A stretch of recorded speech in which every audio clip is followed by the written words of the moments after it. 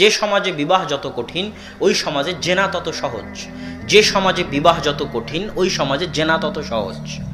আমাদের সমাজে হিন্দুয়ানি রীতি আছে, স্বামী মারা গেলে স্ত্রী দেখবেন আর একটা বিবাহ করবে না। যুবক, তুমি ধোঁকা খাচ্ছ, তুমি ধোঁকা খাচ্ছ। যে দিনদার নয় তুমি তাকে দিনদার মনে করতেছো, এটা নিজেকে ধোঁকা দেওয়া। শয়তান তোমাকে ধোঁকা দিচ্ছে, শয়তান তোমাকে ওয়াসওয়াসা দিচ্ছে। কেন স্ত্রী দিনদার হওয়া লাগবে? এখানে আর একটা কথা বলি, কিছু যুবক এই কথা শুনে একটু হাসতেছে, তো এই জন্য এখানে আর একটা কথা বলতে হয়। সেটা কি? আমার একটা ক্লাসমেট, নাম হচ্ছে নানজু মানজি, খুব ভালো মেধাবী ছাত্র, আমার সাথে মাস্টার্সের চান্সও পেয়েছে। তো অনার্সে পড়া অবস্থায় তাকে আমি একদিন জিজ্ঞেস করছিলাম গল্পে গল্পে যে তাদের দেশে ছেলে মেয়েদের মধ্যে প্রেম প্রীতি আছে না নাই, অবৈধ সম্পর্ক যেটা বলা হয়। তা আমি আরবিতে বলেছি মোহাব্বাহ বা ইশক। তো ওই ছেলে খেপে গেছে, রাগান্বিত হয়ে গেছে। তা আমি বুঝলাম না যে কেন রাগান্বিত হওয়ার। আমি বললাম লেশ তাকদাব, এত রাগান্বিত হওয়ার কারণ কি? তো বলতেছে কেন রাগান্বিত হব না, তুমি ইসলামকে অপমান করতেছ। আজীব, আমি ইসলামকে কিভাবে অপমান করলাম? আমি ইসলামকে কিভাবে অপমান করলাম? বলছে যে ছেলে মেয়ে প্রেম করে তাদের এটাকে প্রেম নাম দেওয়া এবং ভালোবাসা নাম দেওয়া ইসলামকে অপমান করা। এখনো বুঝেননি? এই সম্পর্কটার ইসলামে কি নাম আছে? জেনা। এই সম্পর্কটার ইসলাম কি নাম দিয়েছে? জেনা। তুমি আমাকে বলো যে আমাদের দেশে জেনার সম্পর্ক হয় না, হয় না? তাহলে তোমার প্রশ্ন ঠিক আছে, তুমি আমাকে এটা কেন জিজ্ঞেস করতেছো যে আমাদের দেশে ভালোবাসা প্রেম প্রীতি আছে না নাই? তুমি এই ভালোবাসা প্রেম প্রীতি শব্দটা জেনার ক্ষেত্রে লাগিয়ে ইসলামী পরিভাষার অপমান করেছো। কত ভারী কথা, বুঝতে পারছেন? এই কথার ওজন কত, বুঝতে পারছেন? তাহলে যুবক, এখানে হাসার অবকাশ নেই। তোমার এটা ইসলামের পরিভাষায় প্রেম ভালোবাসা বললে, মহাব্বত বললে ইসলামকে অপমান করা হবে। এটা আমার বলার সুযোগ নাই। এটা তোমাকেও বলতে হবে যে আমি জেনা করতেছি। এখন আমার সাথে যে জেনা করতেছে সে অনেক দিনদার, এটা বলতে হবে। তাহলে আরো মজাক হবে। বিবাহ করলে, সন্তান হলে রহমত বরকতের দরজা উন্মুক্ত হয়ে যায়। এবার বিবাহের বিষয়ে রাসূল সাল্লাল্লাহু আলাইহি ওয়াসাল্লাম বলতেছেন, তুনকাহুল মারআতু লিআরবাইন, তোমরা 4টি জিনিস দেখে মেয়েদেরকে বিবাহ করে থাকো। লিমালিহা, লিহাসাবিহা, লিজামালিহা ওয়া লিদীনিহা ফাজফার বিযাতিদ্দীন। তোমরা ধন দৌলত, বংশমর্যাদা, সৌন্দর্য, টাকা পয়সা দেখে, দিনদারিতা দেখে তোমরা মেয়েদের পছন্দ করো। তবে আমি মুহাম্মদ সাল্লাল্লাহু আলাইহি ওয়াসাল্লাম তোমাদের বলে যাচ্ছি, তোমরা যদি বিবাহ করার সময় মেয়ের মধ্যে টাকা পয়সা নাও পাও সমস্যা নাই, সৌন্দর্যতা নাও পাও সমস্যা নাই, বংশমর্যাদা নাও পাও সমস্যা নাই, তবে অবশ্যই যেন তোমার স্ত্রীর মধ্যে দিনদারিতা থাকে। দিনদারিতা দেখে তুমি স্ত্রী চয়ন করো। এখন যুবক বলতেছে যে আমি যার সাথে প্রেম করি সে অনেক দিনদার, 5 ওয়াক্ত সালাত আদায় করে। এর চাইতে হাসি মজাকের কিছু আছে? যে দিনদার সে পরপুরুষের সাথে কথা বলবে? অসম্ভব। এখন তুমি বলো যে তোমার সাথে জেনায় লিপ্ত আছে সে দিনদার কিনা, ভালোবাসা বলিও না, প্রেম বলিও না, তাহলে ইসলামের অপমান হবে। সম্মানিত উপস্থিতি, তো দিনদার মেয়ে কেন বিবাহ করতে হবে? দিনদার পরহেজগার তাকওয়াবান মেয়ে কেন বিয়ে করতে হবে? কেননা একটি আদর্শ ইসলামী পরিবারের সবচেয়ে বড় ভিত্তি, সবচেয়ে বড় খুঁটি, সবচেয়ে বড় স্তম্ভ হচ্ছে সতী পরহেজগার তাকওয়াবান স্ত্রী। এই সতী তাকওয়াবান পরহেজগার স্ত্রীর মূল্য আল্লাহ এবং তার রাসূলের নিকটে, ইসলামের নিকটে সীমাহীন ও অপরিসীম। রাসূল সাল্লাল্লাহু আলাইহি ওয়াসাল্লাম বলছেন, ইন্নাদ দুনিয়া কুল্লুহা মাতা, দুনিয়া এবং দুনিয়ার মাঝে যা কিছু আছে সবই সম্পদ। ওয়া খায়রু মাতাইহা আল মারআ সালিহা, আর সবচেয়ে দামি, সবচেয়ে মূল্যবান, সবচেয়ে শ্রেষ্ঠ সম্পদ হচ্ছে একজন সতী পরহেজগার নারী, মহিলা, স্ত্রী। এটা আল্লাহ রাসূল বলে গেছে। কেন এত মূল্য?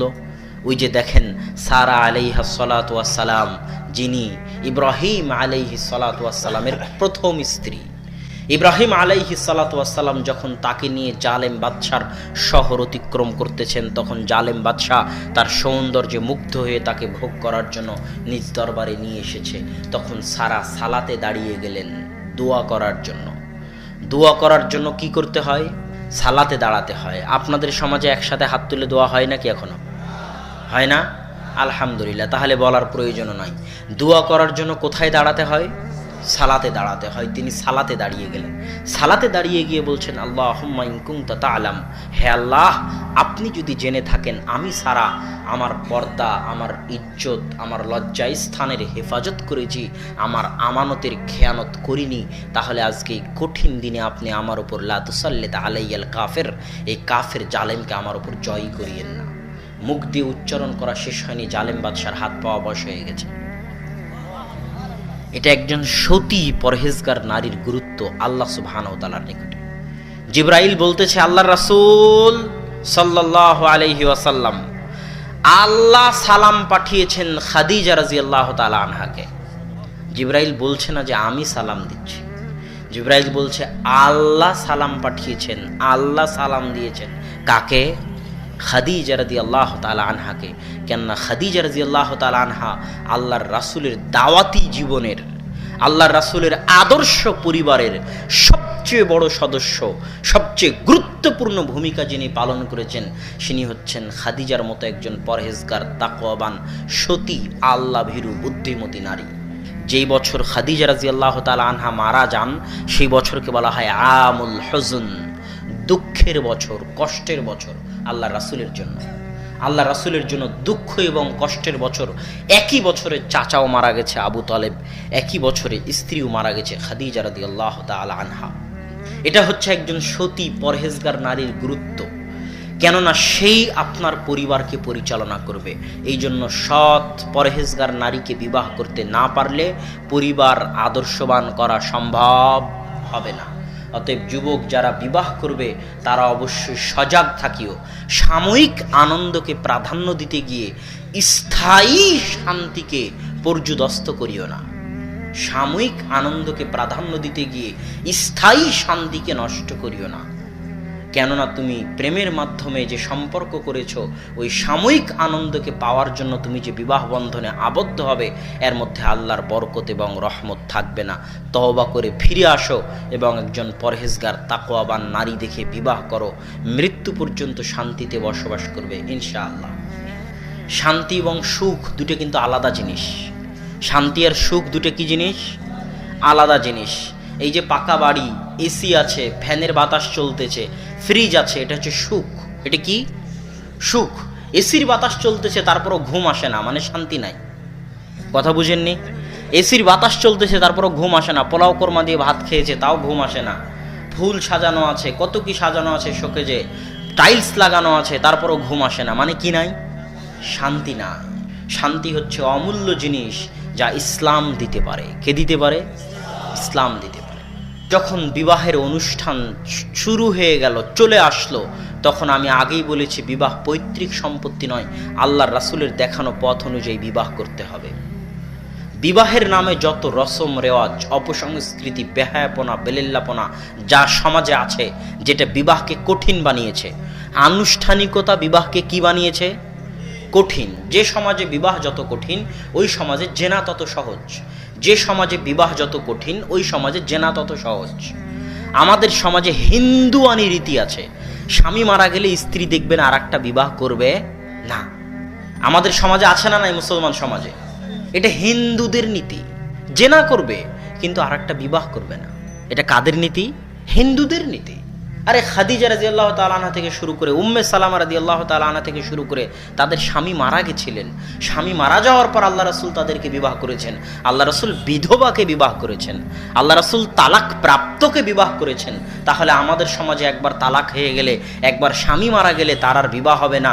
সেটাই যেন সেই মেয়ের সবচেয়ে সম্মান মর্যাদার, যে ছেলে মেয়ে নিয়ে আছে, স্বামী মারা যাওয়ার পর এখন আর বিবাহ করেনি, এটাই যেন সম্মান মর্যাদার। এটা কুসংস্কার, হিন্দুয়ানি কুসংস্কার। বিবাহকে সহজ করে দিতে হবে।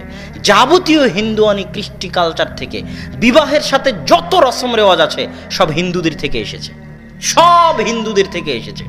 বিবাহে যত কৃষ্টি কালচার আছে সব, এই সমস্ত হিন্দুয়ানি কৃষ্টি কালচার বন্ধ করে বিবাহকে সহজ করতে হবে।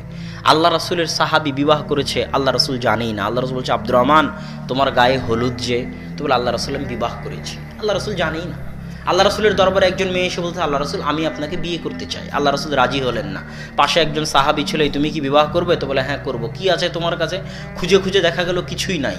তো আল্লাহ রাসূল সাল্লাল্লাহু আলাইহি ওয়াসাল্লাম কোরআনের বিনিময়ে বিবাহ করিয়ে দিলেন। 1 সেকেন্ডের মধ্যে বিবাহ হয়ে গেল। বিবাহ এত সহজ, বিবাহ এত সহজ। আমরা আজ সমাজে বিবাহকে কঠিন করে দিয়েছি। দ্বিতীয় তৃতীয় বিবাহ সমাজে কঠিন হয়ে গেছে। বিধবা নারীকে বিবাহ করা সমাজে কঠিন, তালাক প্রাপ্ত নারীকে বিবাহ করা সমাজে কঠিন।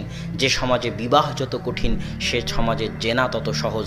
এই জন্য বিবাহের রাস্তাকে সহজ করতে হবে, উন্মুক্ত করতে হবে। বিবাহের রাস্তাকে সহজ করতে হবে, উন্মুক্ত করতে হবে। আসমান থেকে রহমত বর্ষণ হবে ইনশাআল্লাহ। কেননা মানুষের গুনাহের কারণে, ওই যে রাসূল সাল্লাল্লাহু আলাইহি ওয়াসাল্লাম বলেছে, কথায় কথায় কথা মনে পড়ে। আপনারা আব্বুর হাদিসেও শুনেছেন যে যখন ইমাম মাহদি আসবে, যখন ঈসা আলাইহিস সালাম আসবে, তখন একটা গাভীর দুধ খাবে 1 গ্রাম, একটা ডালিম খাবে 1 বংশ। এত বড় ডালিম হবে, গাভীর এত দুধ হবে। কেন? ওখানে হাদিসে বলা হয়েছে যে মানুষের পাপের কারণে শস্য ফলমূল কম হয়, মানুষের পাপের প্রভাব পৃথিবীতে পড়ে। তো ওই 7 বছরের ন্যায়পরায়ণ শাসন, যখন মানুষ পাপ গুনাহ করবে না, তখন আল্লাহর রহমত বরকত এত বর্ষণ হবে যে একটা গাভীর দুধ খাবে 1 গ্রাম, একটা ডালিম খাবে 1 বংশ। আজকেও সম্ভব যদি আমরা পাপ বন্ধ করে দিই, আল্লাহ রহমত বরকত বর্ষণ করবেন। এই জন্য বিবাহের রাস্তাকে সহজ করতে হবে, উন্মুক্ত করতে হবে। আর বিবাহকে যাবতীয় হিন্দুয়ানি কৃষ্টি কালচার থেকে মুক্ত রাখতে হবে। বিবাহের দিন মেয়ে উপস্থিত থাকবে, বিবাহের দিন মেয়ের পিতা উপস্থিত থাকবে, যে বিবাহ করবে সে উপস্থিত থাকবে, 2 জন সাক্ষী উপস্থিত থাকবে, যিনি বিবাহ পড়াবেন তিনি উপস্থিত থাকবেন। বিবাহ হয়ে গেল, আর কিছু লাগবে না।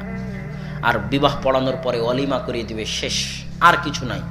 আগে পরে লেজ বা সামনে পরে কিছু কোনো অনুষ্ঠান কিছু নাই, এখানেই বিবাহ শেষ। এর মধ্যে আল্লাহ সুবহানাহু ওয়া তাআলা বরকত দিবেন। বিবাহ করে নিয়ে যখন বউকে ঘরে নিয়ে চলে গেলেন, তখন রাসূল সাল্লাল্লাহু আলাইহি ওয়াসাল্লাম বলতেছে যে স্ত্রীর কপালে হাত দিয়ে বলো, আল্লাহুম্মা ইন্নী আসআলুকা খায়রাহা ওয়া খায়রা মা জাবালতা ফিহা ওয়া আউযু বিকা মিন শাররিহা ওয়া শাররি মা জাবালতা ফিহা।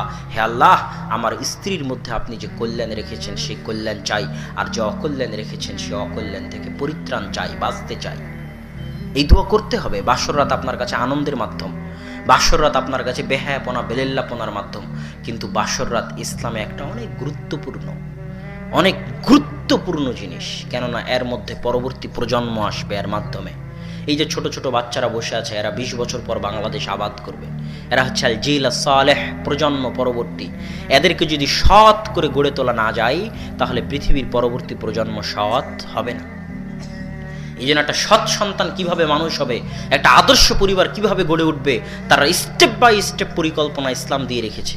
আমি এবং আপনি পালন করি না। তাই দোয়া পড়া শেষ হয়ে গেলে স্বামী স্ত্রী সালাতে দাঁড়িয়ে যাবে, 2 রাকাত সালাত আদায় করবে, সালাত আদায় করে আল্লাহর নিকটে দোয়া করবে যেন এই দীর্ঘস্থায়ী একটি আদর্শ পরিবার, একটা সৎ প্রজন্ম গড়ে তোলার লক্ষ্য নিয়ে আজকে যে আমরা বিবাহ বন্ধনে আবদ্ধ হলাম, যেন আমরা জাতিকে সৎ প্রজন্ম দিতে পারি এবং এর বিনিময়ে যেন একসাথে জান্নাতে থাকতে পারি। এই যে লম্বা সুদীর্ঘ পরিকল্পনা, দীর্ঘস্থায়ী লক্ষ্য এবং উদ্দেশ্য নিয়ে স্বামী স্ত্রীর যে যাত্রা শুরু হচ্ছে, এই যাত্রার শুরুতে এই 2 রাকাত সালাত, এই দোয়া অনেক বড় ভূমিকা রাখবে। তারপরে যখন আপনি আপনার স্ত্রীর সাথে সহবাসে যাবেন, মিলনে যাবেন, তখনও আল্লাহ এবং আল্লাহ রাসূল দোয়া শিখিয়ে দিয়েছে। কেননা ওটা আপনার নিকটে আনন্দের মাধ্যম হলেও ওখান থেকে আল্লাহ সন্তান দিবেন। এটা আল্লাহর পৃথিবী পরিচালনায় আল্লাহর নীতি, সুন্নাতুল্লাহ ফি তাদবীরিল আরজ। পৃথিবী পরিচালনায় আল্লাহর কিছু নীতি আছে, যে নীতিগুলোর আল্লাহ লঙ্ঘন করেন না। এই নীতিটা আপনি কিভাবে বুঝবেন? 1500 বছরের ইতিহাস পড়েন, তাহলে বুঝবেন যে আল্লাহ পৃথিবী কিভাবে পরিচালনা করেন। যেমন ইয়াকুব আলাইহিস সালাতু ওয়াস সালামের ছেলে ইউসুফ যখন হারিয়ে গেল, ইউসুফ আলাইহিস সালাম কুয়ায় চলে গেলেন, কুয়া থেকে উদ্ধার হয়ে বাদশার ঘরে গেলেন, বাদশার ঘর থেকে অপবাদ মাথায় নিয়ে জেলে চলে গেলেন, জেল থেকে অপবাদ মুক্ত হয়ে মন্ত্রী হলেন, মন্ত্রী হওয়ার পরে পিতার কাছে ফিরে আসলেন। এই দীর্ঘ সময় পিতা জানে না যে ছেলে বেঁচে আছে না মারা গেছে। কথা বুঝতে পারেননি? পিতা কেঁদে কেঁদে চোখ অন্ধ হয়ে গেছে, পিতা জানেন না। কিন্তু তারপরও পিতা কি করেছেন? ধৈর্য ধারণ করেছেন। তাও কমসে কম 25 থেকে 30 বছর পিতা ধৈর্য ধারণ করেছেন। তাহলে 25-30 বছর ধৈর্য ধারণ এবং দোয়ার বিনিময়ে আল্লাহ নবীকে তার সন্তান ফিরিয়ে দিলেন। এটা হচ্ছে পৃথিবী পরিচালনায় কার নীতি? আল্লাহর নীতি। আপনিও ধৈর্য ধারণ করেন। এত অধৈর্য কেন হচ্ছে? বিপদ আপদ আসতেছে, ধৈর্য ধারণ করেন, দেখবেন পৃথিবী পরিচালনায় আল্লাহর নীতির প্রতিফলন আপনিও পাবেন। ধৈর্যের শেষে আপনি সুফল পাবেন। ধৈর্য এত সহজ জিনিস নয়, ধৈর্য কঠিন জিনিস। ধৈর্য 3 প্রকার: আস-সাবরু আলাল মাআসি, আস-সাবরু আলাল আমাল সালেহ, আস-সাবরু আলাল মাআসি। ধৈর্য 3 প্রকার। 1, সৎ আমলের উপর ধৈর্য। সৎ আমলের উপর ধৈর্য মানে আব্দুর রাজ্জাক বিন ইউসুফ বক্তব্যে বলে গেল যে সকালে কোরআন পড়বেন, মন ভালো আছে, পরের দিন কোরআন পড়তে পেরেছেন, কিন্তু তারপরের দিন আর পাননি। 2 দিন পেরেছেন, 3 দিনের দিন পাননি। 4 দিন পেরেছেন, 5 দিনের দিন ছুটে গেছে। সোমবার বৃহস্পতিবারের সিয়াম রাখেন, 1 সপ্তাহ রেখেছেন, পরের সপ্তাহে পারেননি। কেন? সৎ আমলের উপর আপনার ধৈর্য নাই। এটা হচ্ছে সৎ আমলের উপর ধৈর্য, অল্প হলেও প্রত্যেক দিন করা, তার নাম হচ্ছে সৎ আমলের উপর ধৈর্য। অসৎ আমলের উপর ধৈর্য, আব্দুর রাজ্জাক সাহেব বক্তব্যে বলে গেল যেন উলঙ্গ নারী গান বাজনা যেন না শুনি। 5 দিন বন্ধ থাকলো, 6 দিনের দিন আবার গান শুনেছেন। 1 সপ্তাহ বন্ধ থাকলো, 8ম দিনের দিন আবার শুনেছেন। মানে অসৎ আমল থেকে বিরত থাকার ক্ষেত্রে আপনার মধ্যে ধৈর্য নাই। এটা হচ্ছে অসৎ আমল থেকে বিরত থাকার ক্ষেত্রে ধৈর্য। আর এটা হচ্ছে বিপদ আপদ আসলে ধৈর্য ধারণ করা, সন্তুষ্ট হয়ে যাওয়া আল্লাহ যেটা ভাগ্যে রেখেছেন সেটার উপর। এটা হচ্ছে বিপদ আপদ আসলে ধৈর্য ধারণ করা। সম্মানিত উপস্থিতি, আমরা আলোচনা করছিলাম যে যখন আপনি বাসর ঘরে স্ত্রীর সাথে মিলনে যাবেন তখনও ইসলাম দোয়া শিখিয়ে দিয়েছে। কি সেই দোয়া? বিসমিল্লাহি আল্লাহুম্মা জান্নিবনা শাইতান ওয়া জান্নিবিশ শাইতানা মা রাযাকতানা। হে আল্লাহ, আজকে আমাদের এই মিলন থেকে আপনি শয়তানকে দূরে রাখেন এবং এর মাধ্যমে আপনি যে সন্তান রিজিক হিসেবে দিবেন সেই সন্তানকেও শয়তানের সংস্পর্শ থেকে দূরে রাখিয়েন। কত বড়, কত মহৎ দোয়া! প্রত্যেক স্টেপ ইসলাম বলে দিয়েছে যে কিভাবে আপনি আদর্শ পরিবার গড়ে তুলবেন। যদি এগুলো একটাও আপনি না করেন তাহলে কিভাবে আদর্শ পরিবার হবে, কিভাবে সৎ সন্তান হবে, কিভাবে সন্তানকে আপনি ভালো করার আশা করতে পারেন? সম্ভব নয়। এগুলো স্টেপ বাই স্টেপ অনুসরণ করতে হবে। এবার যখন সন্তান মায়ের পেটে আসলো, 9 মাস 10 দিন এই সন্তান, 9 মাস 10 দিন মায়ের ঋতু বন্ধ থাকে, হাইজ বন্ধ থাকে। কেন? এই 9 মাস 10 দিন মায়ের রক্ত সন্তান খায়, সন্তান বেড়ে ওঠে, তার শরীর বেড়ে ওঠে মায়ের রক্ত থেকে, যেটা নাভির মাধ্যমে সন্তান গ্রহণ করে থাকে। এটা আল্লাহর সিস্টেম, আল্লাহ করে দিয়েছে এইভাবে। তো এই 9 মাস 10 দিন মা যা কিছু করবে তার প্রভাব ওই সন্তানের উপর পড়বেই পড়বে। এই 9 মাস 10 দিন যদি মা কোরআন তেলাওয়াত না করে, সালাত আদায় না করে, ঝগড়াঝাটিতে ব্যস্ত থাকে, পরকীয়ায় ব্যস্ত থাকে, টিভি সিরিয়াল দেখায় ব্যস্ত থাকে, জেনায় ব্যস্ত থাকে, তাহলে প্রত্যেক কুকর্মের প্রভাব ওই নিষ্পাপ সন্তানের উপর পড়বে। শুধু তাই নয়, 2.5 বছর বয়স পর্যন্ত সন্তান মায়ের দুধ খেতে থাকবে। ওই 2.5 বছর বয়স পর্যন্ত মা যা কিছু করবে তার একদম ডাইরেক্ট প্রভাব, সরাসরি প্রভাব সন্তানের উপর পড়বে, নিষ্পাপ সন্তানের উপর। তাহলে এই সন্তানকে ভালো রাখার দায়িত্ব কার? মায়ের। এই দায়িত্ব মাকে বুঝতে হবে। কে বলেছে মা বেকার? কে বলেছে আমার স্ত্রী, আমার মেয়ে বাড়িতে বেকার বসে আছে? অসম্ভব। আপনার স্ত্রী হাউস ওয়াইফ এই নামটাও ঠিক নয়, হাউস মেকার। আদর্শ পরিবারের কারিগর হচ্ছে আপনার স্ত্রী। ওর কাজ ওই টিভি সিরিয়ালের সামনে বসে থেকে টিভি সিরিয়াল দেখা নয়। এটা একজন স্ত্রী এবং মা বোনের কাজ নয় যে সারাদিন টিভির সামনে বসে থেকে হিন্দি ইন্ডিয়ান সিরিয়াল দেখবে আর সমাজকে নষ্ট করবে, আর পরকীয়ার জন্ম হবে সমাজে এই সিরিয়ালগুলো থেকে। এটা মা এবং বোনের কাজ নয়। তার কাজ বাইরে গার্মেন্টসে গিয়ে চাকরি করা, এটাও তার কাজ নয়। এগুলো অপশনাল, এগুলো করতে পারে, শর্ত সাপেক্ষে করতে পারে। আর যেটা করা জরুরি, করতে বাধ্য, করতে হবেই, না করলে কিয়ামতের মাঠে আল্লাহর দরবারে জবাব দিতেই হবে। প্রত্যেক মাকে আল্লাহর দরবারে জবাব দিতে হবে, প্রত্যেক বোনকে আল্লাহর দরবারে জবাব দিতে হবে। সেটা কি? আল্লাহ সুবহানাহু ওয়া তাআলা তাকে একটি দায়িত্ব দিয়েছেন, একটি চাকরি দিয়েছেন, অনেক গুরু, অনেক মহান, অনেক ভারী দায়িত্ব। সেটা হচ্ছে তার সন্তানকে, ছোট্ট সন্তানকে আদর্শ সন্তান রূপে গড়ে তোলা। এই দায়িত্ব আল্লাহ দিয়েছেন। এটা কঠিন। পারমাণবিক বম তৈরি করা এত কঠিন নয়, এই দায়িত্ব পালন করা যত কঠিন। তাহলে 9 মাস 10 দিন থেকে শুরু করে 2.5 বছর বয়স পর্যন্ত মাকে অনেক সজাগ এবং সচেতন থাকতে হবে। মা যদি নেক কাজ করে, ওই যে ইহুদি খ্রিস্টানদের কথা আমার মাঝে মধ্যে মনে পড়ে। আমি একটা লেখা পড়েছিলাম, প্রবন্ধ, একটা গবেষণা, যে ইহুদিরা এত বুদ্ধিমান কেন হয়। ইহুদিরা কিন্তু পৃথিবীতে সবচেয়ে বুদ্ধিমান জাতি। অল্প সংখ্যায় কেউ ইহুদি ধর্ম গ্রহণ করতে পারবে না বাই বর্ন, জন্মগত ইহুদি না হলে। ইহুদিরা অনেক বুদ্ধিমান হয় কেন? ইহুদি মায়েরা গর্ভবতী অবস্থায় তারা মাছের তেল, অঙ্ক করা মাছের তেল, এই দুটো জিনিসকে তারা খুব ব্যবহার করে। প্রচুর অঙ্ক করে, কেননা অঙ্ক করলে মেধা শক্তি মজবুত হয়, এবং মাছের তেল খায়, কেননা মাছের তেল মেধা শক্তিকে মজবুত করে। তাহলে দেখেন, তারা জানে যে গর্ভাবস্থায় এবং 2.5 বছর অবস্থায় মা যা করবে তার প্রভাব কার ওপর পড়বে? সন্তানের ওপর পড়বে। এটা তারা জানে, এই জন্য তারা এইভাবে প্ল্যান মাফিক আগায়। আর আমাদের মা এবং বোনেরা কিন্তু এটা জানে না, তাদেরকে জানতে হবে। সে যদি এই 9 মাস 10 দিন 2.5 বছর বয়স পর্যন্ত কোরআন তেলাওয়াত করে, 5 ওয়াক্ত সালাত আদায় করে, তাহলে কোরআন তেলাওয়াত, এই সালাত, এই সিয়াম, এই জাকাত, এই ইবাদত, এই দোয়া, এই তাসবিহ, তাহলিল, সব কিছুর প্রভাব ওই নিষ্পাপ সন্তানের উপর পড়বে, এবং গর্ভে থাকা অবস্থাতেই সে সৎ সন্তান হওয়ার একটা সংস্পর্শ পেয়ে যাবে। এবার যখন সন্তান দুনিয়াতে আসলো, তখন রাসূল সাল্লাল্লাহু আলাইহি ওয়াসাল্লাম বলতেছেন, আযানা রাসূলুল্লাহ সাল্লাল্লাহু আলাইহি ওয়াসাল্লাম ফি উযুনিল হাসান হিনা ওয়ালাদাতহু ফাতিমা। আল্লাহর রাসূল হাসানের কানে আজান দিলেন যখন ফাতেমা রাদিয়াল্লাহু তাআলা আনহা তাকে দুনিয়াতে জন্ম দিলেন, ভূমিষ্ঠ করলেন। তখন আল্লাহর রাসূল এই হাসানের কানে আজান দিলেন, যেন দুনিয়াতে আসা ভূমিষ্ঠ হওয়া সন্তান পৃথিবীতে সর্বপ্রথম যে আওয়াজটা শুনবে, সে আওয়াজটা যেন আল্লাহর বড়ত্ব, আল্লাহর মহত্ব, আল্লাহর তসবিহ, আল্লাহর তাহলিল, আল্লাহর কালেমায়ে শাহাদা, আল্লাহর কালেমায়ে তাইয়্যিবাহ সংশ্লিষ্ট আওয়াজ হয়। এই জন্য দুনিয়াতে আসার পর সর্বপ্রথম যে আওয়াজ তার কানে দিতে হবে সেটা হচ্ছে আজানের আওয়াজ। রাসূল সাল্লাল্লাহু আলাইহি ওয়াসাল্লাম করেছেন। তারপরে কি করতে হবে? আবু মুসা আশআরী রাদিয়াল্লাহু তাআলা আনহু বলতেছেন, যখন আমার সন্তান হলো, আতাইতু বিহিন নবী সাল্লাল্লাহু আলাইহি ওয়াসাল্লাম, আমি আমার সন্তানকে নিয়ে আল্লাহ রাসূলের দরবারে আসলাম।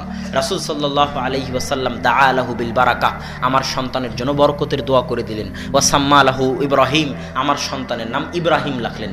আর কি করলেন? হান্নাকাহু বিতামারাতিন, আল্লাহ রাসূল একটা খেজুর উঠালেন, খেজুর উঠিয়ে তার মুখে দিলেন।